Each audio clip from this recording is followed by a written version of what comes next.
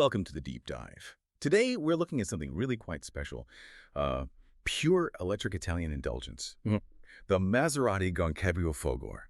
We've got some fascinating reviews here on Maserati's very first all-electric four-seat convertible. Our mission, really, is to get under the skin of this very niche vehicle. And let's start right there with this kind of paradox. We're talking about a car that's, cracking on for 200,000 pounds. Starts at 185,610 pounds. And the reviews generally landed it around a 7 out of 10. That tells you straight away, doesn't it? This isn't about ticking boxes for value. It's purely an emotional buy. Exactly. And what's really interesting is Maserati isn't even trying to, beat Tesla or Mercedes on the usual metrics like practicality. They're leaning hard into that glamorous GT heritage, but they've electrified it with this pretty serious 800-volt powertrain. It carves out its own space. It's all about the prestige, the feeling, the open-air experience, and accepting compromises that only someone buying with their heart would make. Okay, so if it is emotional, it needs to deliver the thrills, right? Let's talk performance. The numbers are, they're almost hard to believe for a Grand Tour. You're looking at 818 horsepower on boost, mind you, and nearly 1,000 pound-feet of torque. 996, actually. Yeah. And that means 0 to 62 mph in just 2.8 seconds. Top speed, 180 miles an hour. Right, supercar figures. But, and this is key from the reviews, the numbers don't quite tell the whole story.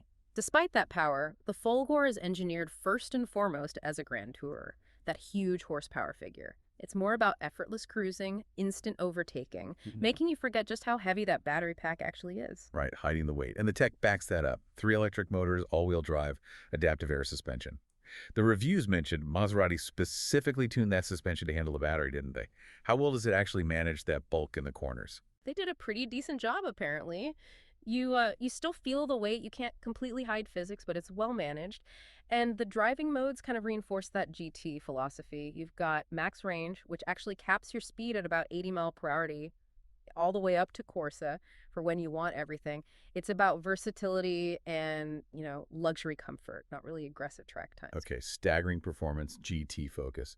But with any big EV, you hit the inevitable question, the battery. It's got an 83 kilowatt usable capacity, and the official WLTP range is 279 miles. Now, compared to some rivals you mentioned, the Taycan, maybe the Lotus Emea pushing towards 400 miles. Well, 279 feels a bit low, doesn't it? Real-world estimates were more like 160 to maybe 240 miles. And that takes us right to the core compromise Maserati made here. They clearly decided, okay, we'll sacrifice some range for really fast charging. That 800-volt system is the crucial bit. It allows for 270 kilowatt ultra-rapid DC charging. I mean, the claim is adding about 62 miles of range in just 5 minutes if you find the right charger. So the philosophy seems to be stop more often, maybe, but for a much shorter time. That is a really interesting trade-off. Yeah. Still, for a Grand Tour, under 300 miles WLTP, it feels limiting. Is this Maserati implicitly saying it's more of a high-end coastal cruiser than a cross-continent machine? Especially when you factor in the other practicalities. It's a 2+2, so those back seats are tiny. And the boot space, with the roof down, it's just 131 liters because of the roof mechanism and the battery layout.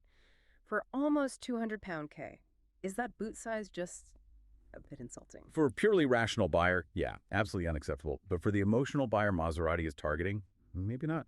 The focus shifts entirely to, a decadence, style, exclusivity, how it looks, how it feels. It is classically beautiful. And the reviews really love the convertible version, saying electric power actually suits open-air driving perfectly. No engine noise, just wind. And the inside seems to match that focus on luxury. High-end materials, obviously. An improved infotainment screen, 12.3 inches. And they've even brought in this eco-sustainable upholstery called Econol. It's made from recycled nylon, like old fishing nets. Quite a statement. Oh, definitely. They're leaning right into that sort of high-fashion, sustainable luxury angle. And addressing the elephant in the room, the lack of engine noise, there's that optional Sonus Faber audio system, and even a digital sound signature you can turn on, inspired by their classic V8s. Is it clever? Is it a bit fake? Either way, it tackles that emotional need for sound. Yeah, and that really speaks to the exclusivity thing, doesn't it? I like that quote from one review, saying the GranCabrio Folgore feels more special and exclusive than Porsche, not as brash and look at me as Ferrari. That kind of unique positioning, that's Maserati's whole argument for the price, for the compromises. Exactly. So when you pull it all together, it's maybe style over pure substance in some ways, but that seems entirely intentional. It's a properly decadent car, built for the experience, for feeling special. And, you have to give Maserati credit for the sheer boldness of building the CV in this particular niche. It's a brave move. So, thinking about that high price, those specific battery choices, and that very particular kind of appeal, here's a thought for you listening. Will the GranCabrio Folgore actually encourage other luxury brands to make electric convertibles? Or is it just too niche, too expensive, destined to be this beautiful, extravagant outlier that only a handful of people will ever own? Something to ponder. Thank you for joining us for this deep dive. Make sure you follow the channel for more insights like this, delivered quickly.